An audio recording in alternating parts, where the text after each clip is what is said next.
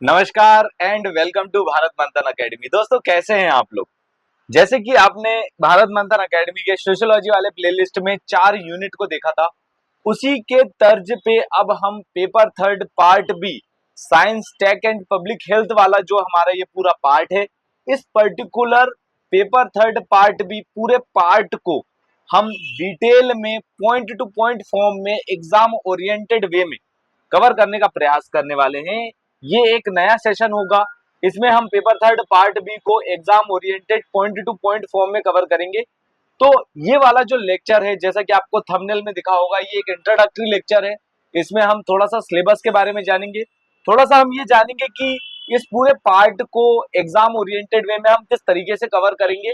इसके बाद मैं आपको ये भी बता दूं कि पेपर थर्ड पार्ट बी के ये जो पूरे नोट्स है, ये आपको पीडीएफ फॉर्म में अवेलेबल होंगे। ये पूरा सेशन हिंदी प्लस इंग्लिश दोनों ही मीडियम में आपके लिए अवेलेबल होगा, और जो नोट्स होंगे वो भी हिंदी एंड इंग्लिश दोनों ही माध्यम में आपको देखने को मिलेंगे।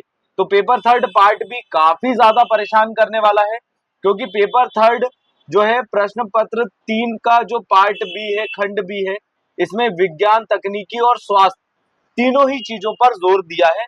लेकिन मैं आपको एक बात बता दूं, साइंस, टेक्नोलॉजी और पब्लिक हेल्थ के अलावा इसमें आपको एप्टीट्यूड और एप्टीट्यूड प्लस एनवायरमेंट भी देखने को मिलेगा, जो कि इस पर्टिकुलर हेडिंग में मेंशन नहीं किया है। तो चलिए सिलेबस पे आते हैं। सिलेबस पे आने से पहले आपको मैं एक बात ये क्लियर कर दूं कि साइंस में और टेक्नोलॉजी में काफी ज्यादा अंतर होता है। साइंस क्या होता है? साइंस जो भी पर्यावरण में मौजूद है, उसका ऑब्जर्वेशन, उसके एक्सपेरिमेंटेशन और उसके जो एविडेंस हैं, उसकी ओवरऑल एक सिस्टमैटिक स्टडी करना साइंस होता है।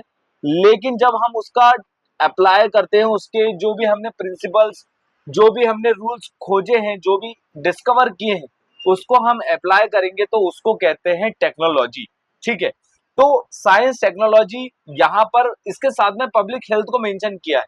जैसे आप कोई भी गवर्नमेंट हॉस्पिटल में जाते हैं, या कोई भी आप हॉस्पिटल में जाते हैं इलाज कराने, और डॉक्टर अगर आपको कोई टेस्ट लिख देता है, तो वहां पर हम ये देखते हैं कि टेक्नोलॉजी का किस तरीके से इस्तेमाल किया जा रहा है हमारी बीमारी को डायग्नोसिस करने के लिए। तो आपको यहाँ पर एक बात ये समझ में आएगी ओवरऑल कि साइंस, टेक, पब्लिक हेल्थ, इन सारी ही चीजों को एमपीपीएससी के जिन्होंने सिलेबस को फ्रेम किया है, उन्होंने इन तीनों चीजों को साथ में क्यों रखा है। इसके साथ में इसी में आपको लास्ट में जाके एनवायरमेंट भी देखने को मिलेगा।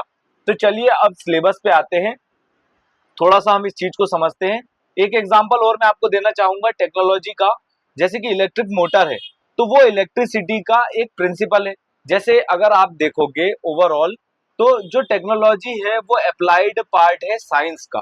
ठीक है, तो यहाँ पर आपको अंतर समझ में आया होगा साइंस में और टेक्नोलॉजी में। तो मैं आशा करता हूँ कि आगे मेरे को ये दोनों शब्दों में डिफरेंस बताने की जरूरत नहीं होगी। ठीक है, तो चलिए अब हम आगे बढ़ते हैं। पब्लिक हेल्थ और पूरे सिलेबस में क्या क्या दिया हुआ है, इसके बारे में ये पूरे सेशन में एक ब्रीफ इंट्रो में आपको दे देना चाहता हूं। तो साइंस क्या है, यहाँ पर जनरल साइंस यूनिट 1 में मेंशन की गई है, मतलब सामान्य ज्ञान को मेंशन किया है। सामान्य ज्ञान, सामान्य ज्ञान में जो पहला हमारा बुलेट है, इसमें क्या लिखा हुआ है? सिंपल एप्लीकेशन ऑफ साइंस, विज्ञान के साधारण अनुप्रयोग के बारे में हमको पढ़ना है। तो यहाँ पर हो सकता है कि कुछ डेफिनेशन पूछ ली जाए, हो सकता है कुछ बेसिक फिनोमिनन जो साइंस के हैं वो पूछ लिए जाए, इवन बायोलॉजी की डेफिनेशन भी पूछी जा सकती है। तो बायोलॉजी का मतलब क्या होता है? बायोलॉजी का मतलब होता है study of plants and animals. क्या कहलाता है? बायोलॉजी।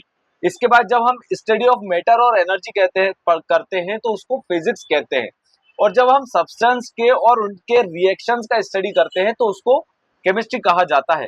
तो ओवरऑल मैंने यहाँ पर आपको साइंस का, फिजिक्स का डेफिनेशन, बायो का डेफिनेशन और केमिस्ट्री का क्या डेफिनेशन है, ये बताने का प्रयास किया।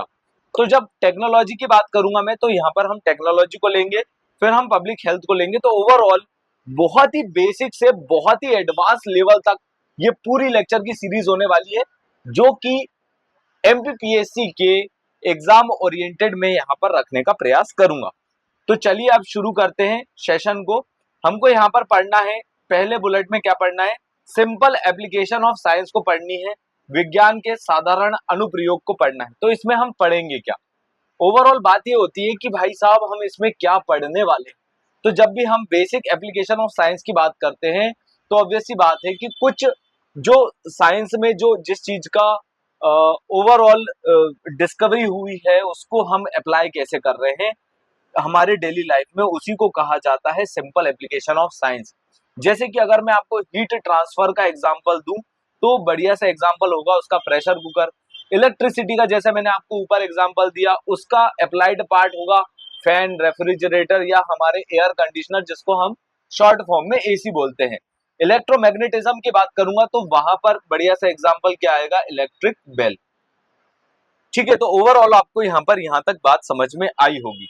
तो बेसिक एप्लीकेशन ऑफ साइंस में हम बहुत सारी चीजें पढ़ेंगे जिसमें एक्सरे मशीन, जिसको हम application of science in health and medicine के उसमें पढ़ेंगे। ठीक है, इसके बाद हम देखेंगे कि साइंस का एग्रीकल्चर में क्या यूज होता है। तो जो हमारी HYV सीड्स है, high yielding variety of seeds जो हम देखते हैं, हाई यील्डिंग वेराइटी, अगर आप ज्योग्राफी वाले पार्ट में देखोगे तो हरित क्रांति की बात मैं कर रहा हूँ। ठीक है, बायोटेक्नोलॉजी में हम साइंस का इस्तेमाल करते हैं।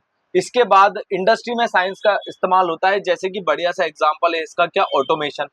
ठीक है, 3D प्रिंटिंग में इस्तेमाल होता है और आज की डेट में आर्टिफिशियल इंटेलिजेंस में इसका इस्तेमाल होता है। तो ओवरऑल ये बहुत ही वास्ट टॉपिक है सिंपल एप्लीकेशन ऑफ साइंस। तो हम उसको MPPSC के एग्जाम ओरिएंटेड यहाँ पर हम करने का प्रयास करेंगे।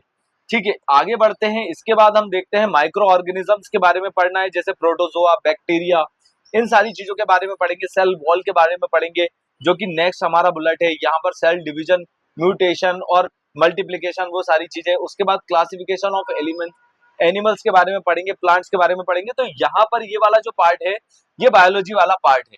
यहाँ पर एक चीज आपको देखने को मिलेगी, ऑर्गेनिक फार्मिंग। ठीक है, इसको भी हम काफी डिटेल में यहाँ पर कवर करने वाले हैं।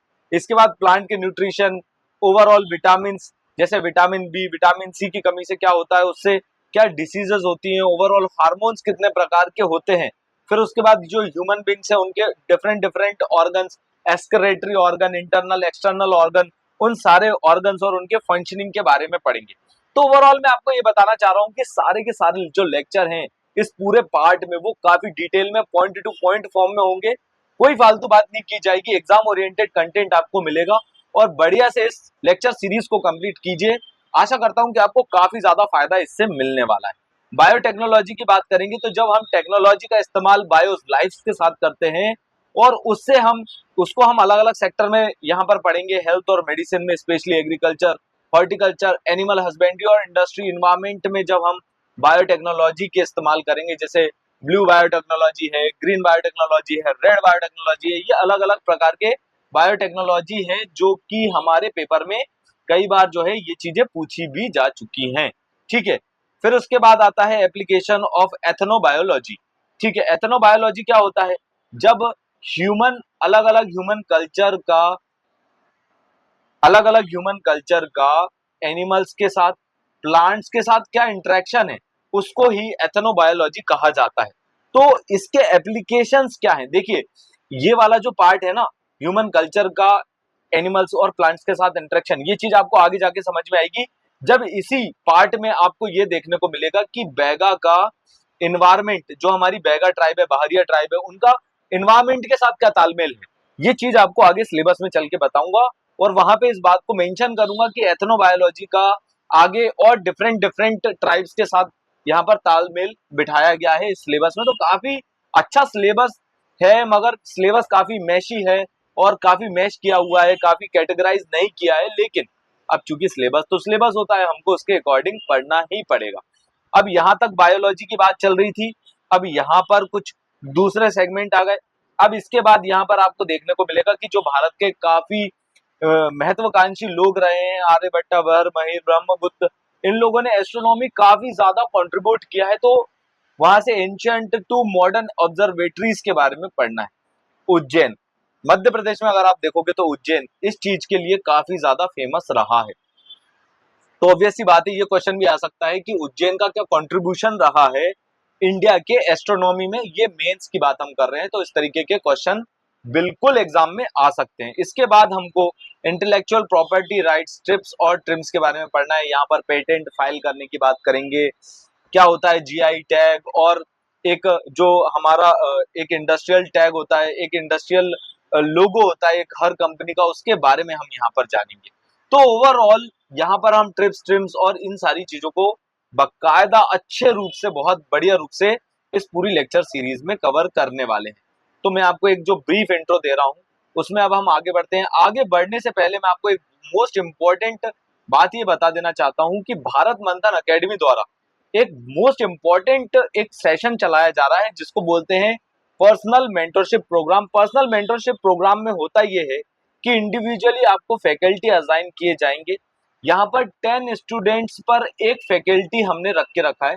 जो हमारे फैकल्टी हैं वो काफी ज्यादा क्वालिफाइड हैं और वो ही लोग आपको एग्जाम रिलेटेड पूरा गाइड करेंगे। वीकली आपको टारगेट दिए जाएंगे और टारगेट के अनुसार आपका संडे टू संडे पेपर होगा। डेली हफ्ते में आपको 3 बार यहाँ पर जो है पर्सनली आप इन फैकल्टी से डिस्कस कर सकते हैं, गाइडेंस ले सकते हैं। टारगेट के अकॉर्डिंग पूरा काम चलेगा। तो आप समझ सकते हैं कि टारगेट बेस्ड जब हम स्टडी करते हैं तो हमारा मोटिवेशन जो है वो बना रहता है एग्जाम में, ठीक है। नहीं तो काफी ज्यादा टाइम पास होता है, मेंस के आंसर राइटिंग प्रॉपरली हो नहीं पाती। तो ओवरऑल आप इस मेंटरशिप को ज्वाइन कर सकते हैं और इस मेंटरशिप को ज्वाइन करने के लिए यहाँ पर आपको एक व्हाट्सएप पे एक नंबर दिख रहा होगा। ये वाला जो नंबर है 9424876231, यहाँ से आप और अतिरिक्त जानकारी ले सकते हैं।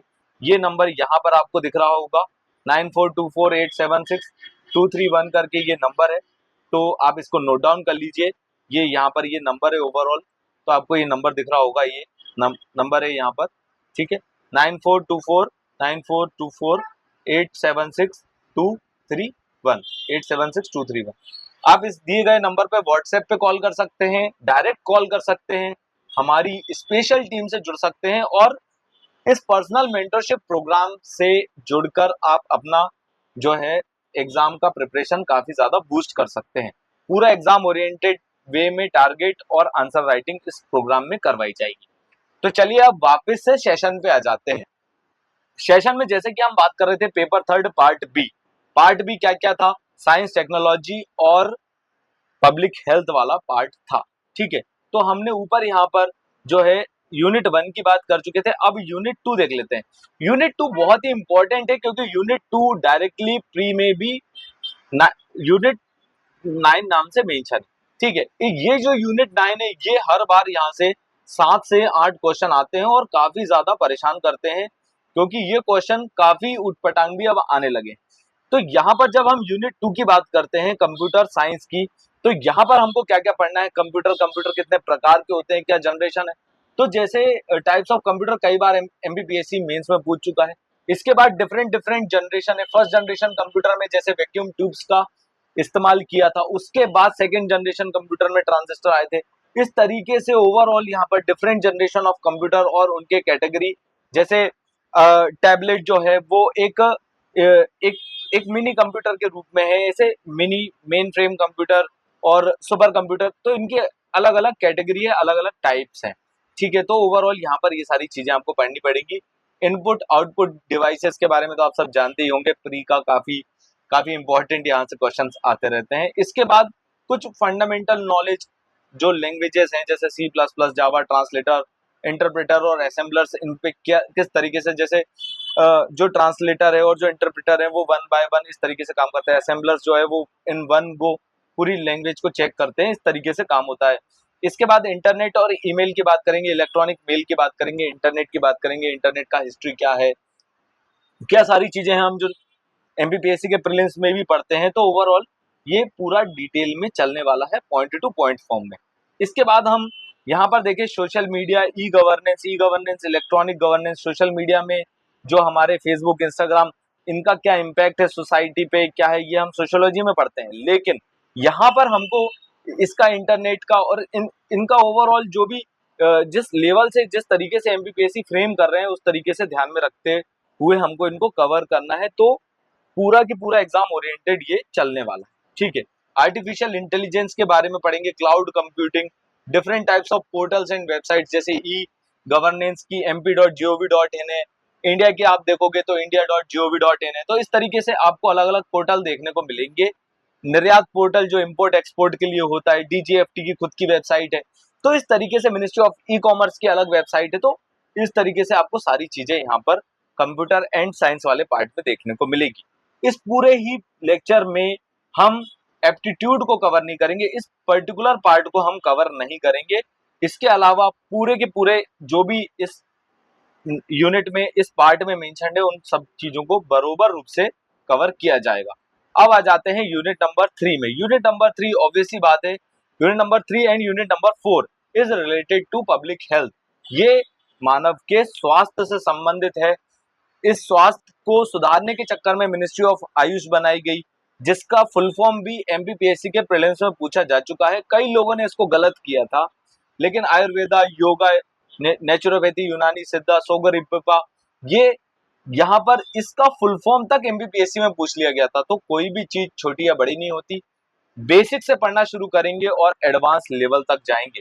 ओवरऑल आयुर्वेदा मतलब जो इंडिया की ट्रेडिशनल मेडिसिन सिस्टम था, उसके बारे में यहाँ पर अलग अलग संस्कार से क्या फायदा होता है, इन सारी चीजों को बताया है। योगा के बारे में यहाँ पर ओवरऑल पढ़ना है, अलग अलग प्रकार के जो योगा है। उसके बाद जो थेरेपी होती है, सॉइल से जो ट्रीटमेंट होता है, आपने इस तरीके के कई सारे वीडियोस इंस्टाग्राम पे ट्रेंड होते हुए देखे होंगे। तो इस तरीके की पूरी चीजों को हमको ये डिटेल में कवर करना है। इसके बाद आ जाते हैं यूनिट नंबर 4 पे।